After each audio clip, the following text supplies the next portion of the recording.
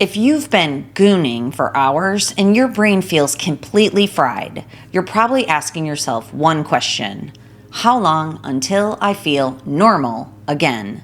I hear that question all the time, and I completely understand why people ask it. When your motivation disappears and your focus feels scattered, and ordinary life suddenly feels completely dull compared to the intense stimulation that you've been experiencing, well, it's natural to want a timeline.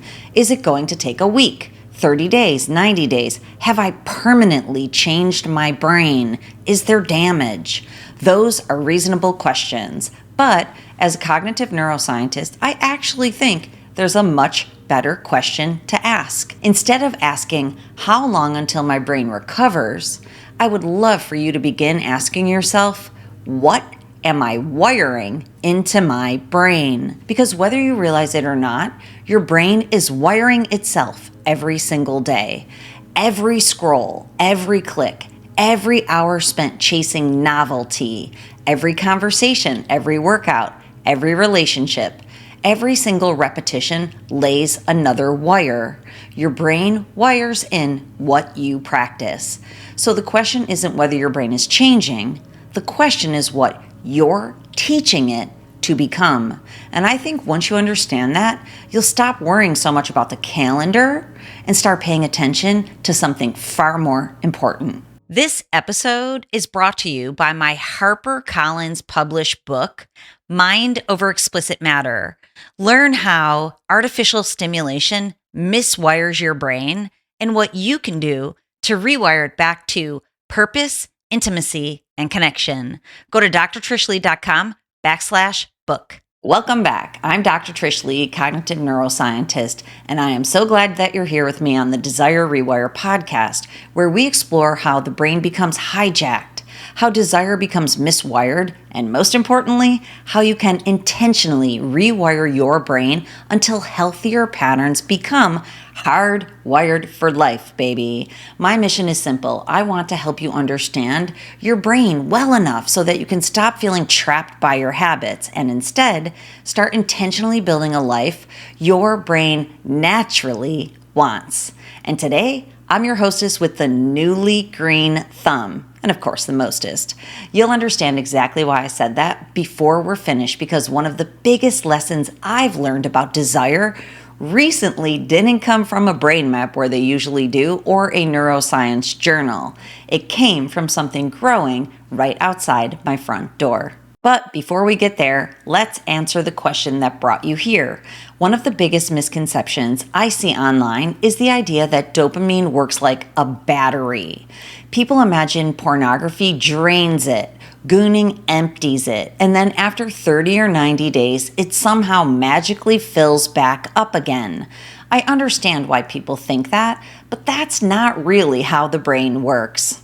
Dopamine isn't simply something you run out of. It's part of an incredibly sophisticated learning system that helps your brain decide what's important enough to pay attention to, what deserves your effort, and ultimately, what deserves your desire. Every time you repeat an experience, your brain is asking a remarkably simple question: should I wire this in? If the answer is yes, it strengthens that pathway. Repeat it often enough, and eventually your brain stops asking that question altogether. It simply predicts where reward is going to come from. That's why gooning can become so incredibly powerful. We're not talking about one image or one brief experience. We're talking about hours of edging, repeated masturbation, endless novelty, unlimited access, and a constant stream of new stimulation.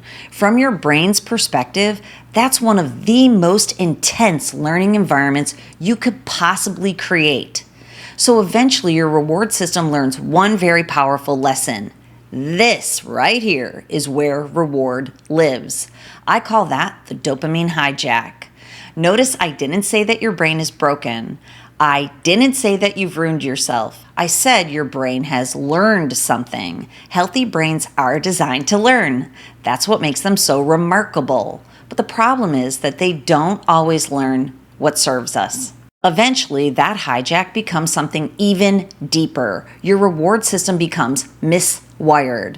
Instead of naturally looking toward your real life for satisfaction, your brain gradually begins predicting that artificial stimulation is where relief lives. Feeling bored? Reach for the screen. Feeling stressed? Reach for the screen. Feeling lonely? You guessed it. Reach for the screen. After enough repetition, those predictions begin happening automatically because every repetition has laid another wire. That's why I want you to keep coming back to one question throughout this entire conversation. What am I wiring into my brain? Because that question changes absolutely everything. Instead of wondering whether you're broken, you begin asking what lesson your brain has been learning all along. Now, here's the part that gives me tremendous hope, and I hope that it gives you hope too. The very same neuroplasticity that allowed your brain to become miswired is the very thing that allows it to recover. If repetition wired those pathways into your reward system, repetition can wire healthier pathways into your reward system. This isn't wishful thinking. That isn't just positive thinking, toxic optimism, some people say. That's exactly how the brain works. In fact, something happened while I was teaching my youngest daughter, Saoirse, to drive. And it reminded me exactly why I believe recovery is so possible and so tangible for everybody. It became one of the clearest examples of neuroplasticity I've seen in a long time. And I think it's going to change the way that you think about your own brain. Okay, so the other day I was out driving with my youngest daughter, Saoirse, who's getting ready to earn her driver's license in just a few months. Thankfully, or sadly, honestly. As we were driving together, it suddenly hit me that I've now taught 5 children how to drive. Here in North Carolina, where I live, every teenager has to complete 60 hours of supervised driving before they can even take the driving test. So you know what that means. I've spent well over 300 hours sitting in the passenger seat watching young brains learn one of the most complicated skills they will ever master. Terrifying. Every single child started exactly the same way. Every movement required conscious thought. They were thinking about the mirrors, the brake pedal, the steering wheel, a yoke in my case, the speed limit, the car beside them, the car behind them, and somehow trying to coordinate all of that at once. Their brain was working incredibly hard because it was building something entirely new. Then somewhere along the way, something remarkable happened. Without anyone being able to point to the exact day, driving simply became natural. They stopped consciously thinking about every little moment because the brain had wired those repetitions into lasting pathways. That, my friend, is neuroplasticity. That is how it works. The brain doesn't become more intelligent overnight. It becomes more efficient at whatever it repeatedly does. So as I watched Saoirse drive, I remember smiling because I thought this is exactly why I have so much hope for every person who's trying to recover from pornography or gooning. The same brain that learned to drive through repetition can learn healthier pathways through that same repetition. Your brain is not judging you. It's not punishing you. It's simply wiring in what you practice. That's why I want you to stop asking yourself whether you've ruined your brain or not and start asking a different question.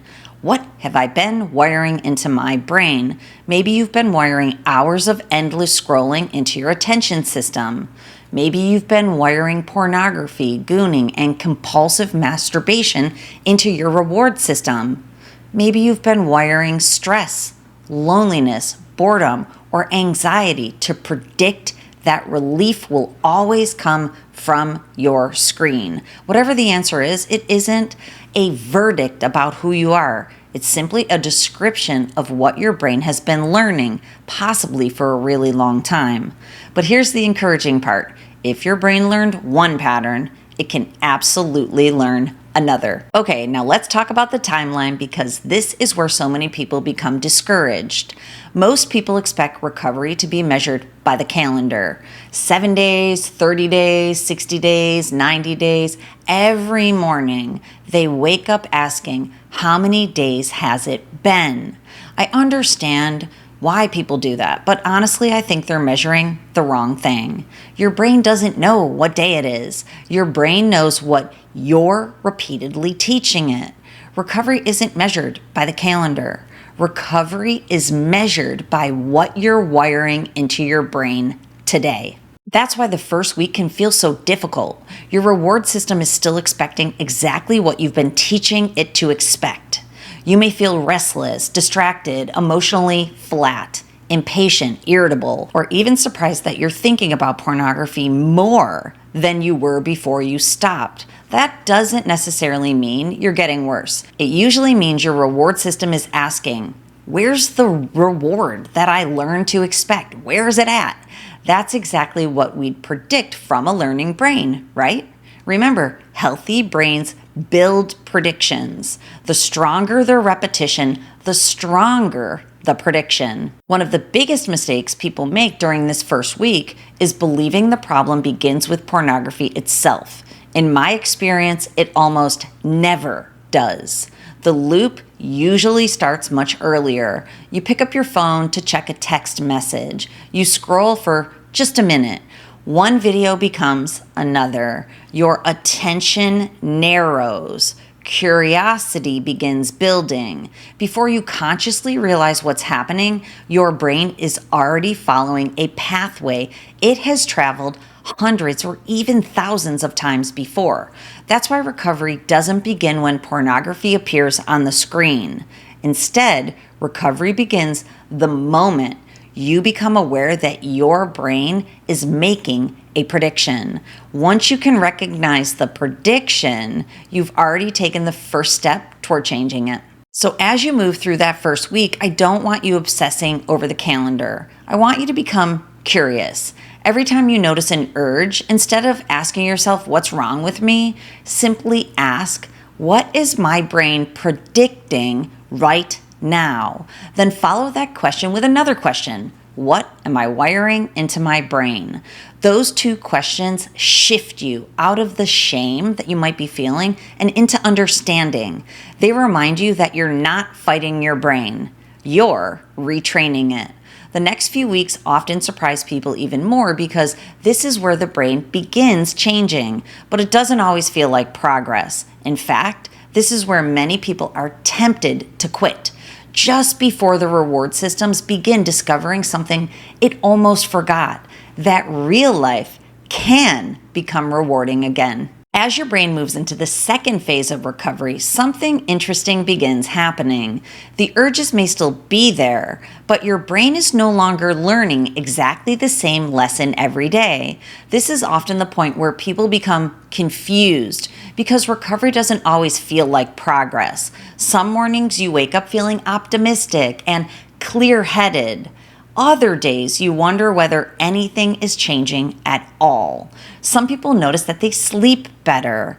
Others experience emotional ups and downs, or what people often call a flatline. The flatline is where desire temporarily feels much lower than expected. If that happens, I don't want you to panic. It doesn't necessarily mean your brain is getting worse.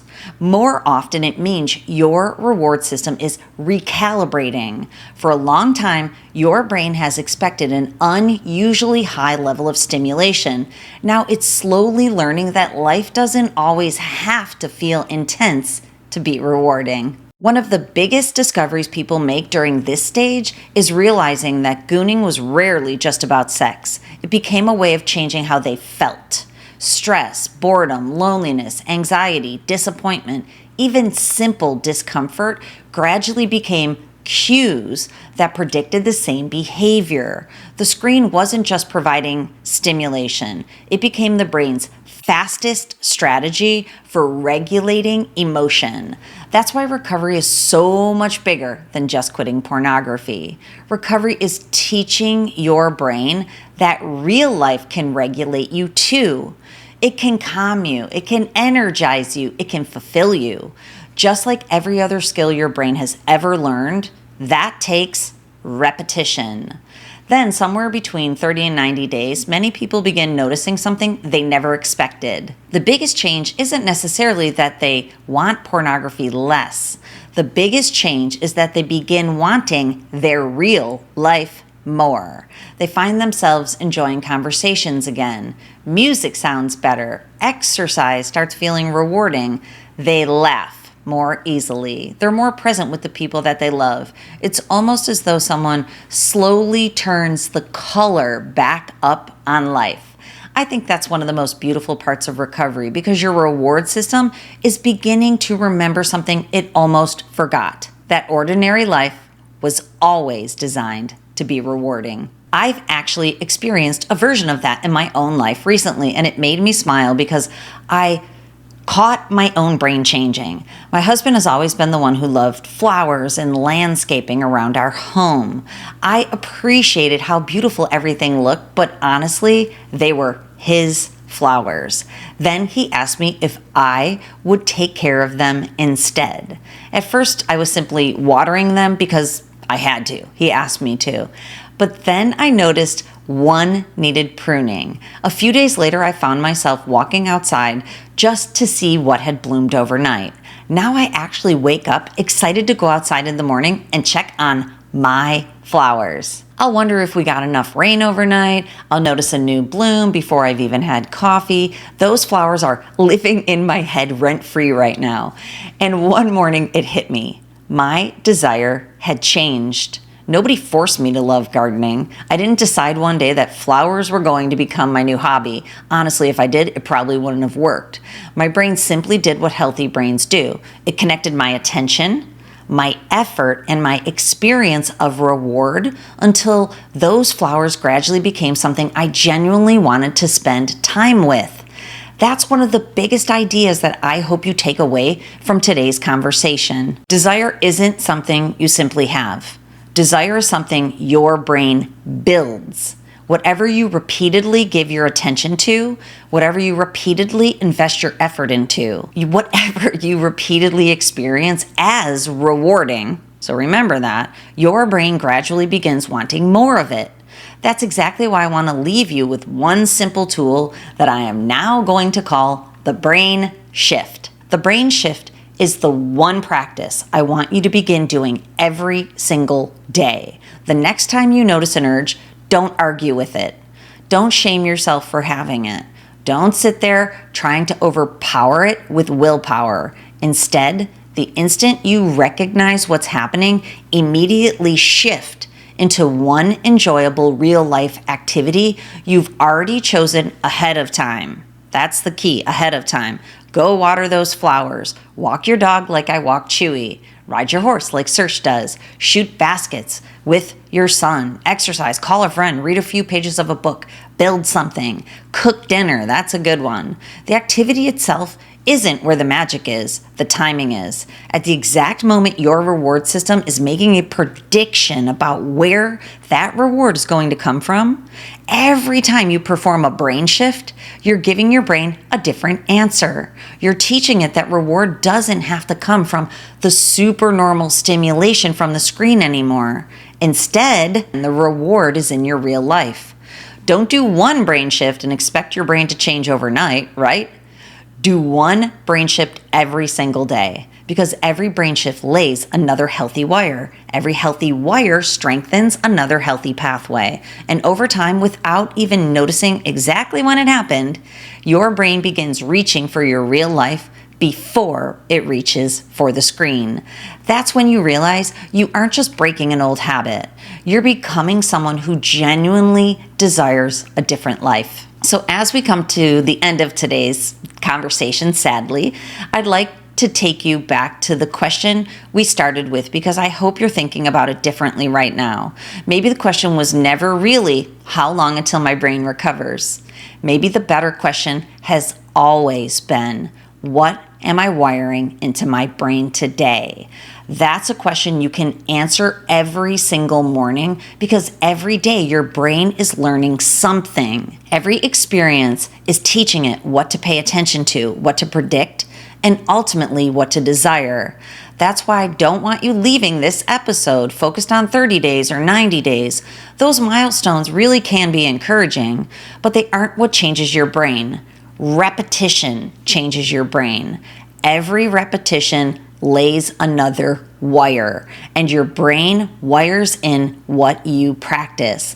That's the principle I hope you'll remember long after you've forgotten the timeline that we talked about today. So if you've struggled with pornography, gooning, compulsive masturbation, or any other form of supernormal stimulation, I hope this conversation has helped you stop seeing yourself as broken, see yourself as stuck. Your brain has simply been learning. Healthy brains are designed to learn through repetition, and that's exactly why I have so much hope for your future, my friend. The same neuroplasticity that allowed your reward system to become hijacked is the very same thing that allows it to become rewired. So I feel the need to remind you, you didn't arrive here overnight, and you won't build a healthier reward system overnight either. But every healthy repetition is moving your brain in the right direction. That's not wishful thinking. That's neuroscience. So tomorrow morning, before you reach for your phone, before you begin scrolling, even before your brain falls into the same pattern it's followed hundreds or even thousands of times before, pause for just a moment and ask yourself, what am I wiring into my brain today? Then, when the next urge appears, and it will, perform one brain shift. Don't wait until you feel motivated. Don't argue with the urge. Don't shame yourself for having it. Simply shift into your real life. The more consistently you do that, the more often your reward system experiences life as the answer instead of the screen. That's how healthy desire is built. One brain shift at a time. One healthy repetition, one new wire at a time. So if you're listening today and you're thinking to yourself, I wish I knew what my own brain has actually been wiring, that's exactly why I do brain mapping. With quantitative EEG electroencephalogram brain mapping, we can move beyond guessing and actually look at how different brain networks are functioning in your brain. Then we combine that information with targeted precision neuromodulation technology. It doesn't put anything into your brain. It simply teaches your brain a new way. And I use the Desire Rewire framework to help people intentionally train healthier patterns. You're not just trying to stop a behavior. You're building a healthier brain that naturally wants a healthier life. If you'd like to learn more about that process, please visit drtrishleigh.com. You'll find information about brain mapping, about neuromodulation, and my Desire Rewire programs that I've personally designed to help you build lasting change from your brain outward. Before I let you go, I'd like to leave you with one final thought. Recovery isn't about getting back to who you used to be. It's about becoming the person your brain is capable of becoming, your full potential. Every day you have another opportunity to teach your reward system what deserves your attention, your effort, and your desire. Don't underestimate those small decisions because they become the architecture of your future. They become the pathways your brain naturally follows. They become your character and they become your life. So this week, don't obsess over your calendar, obsess over your wiring.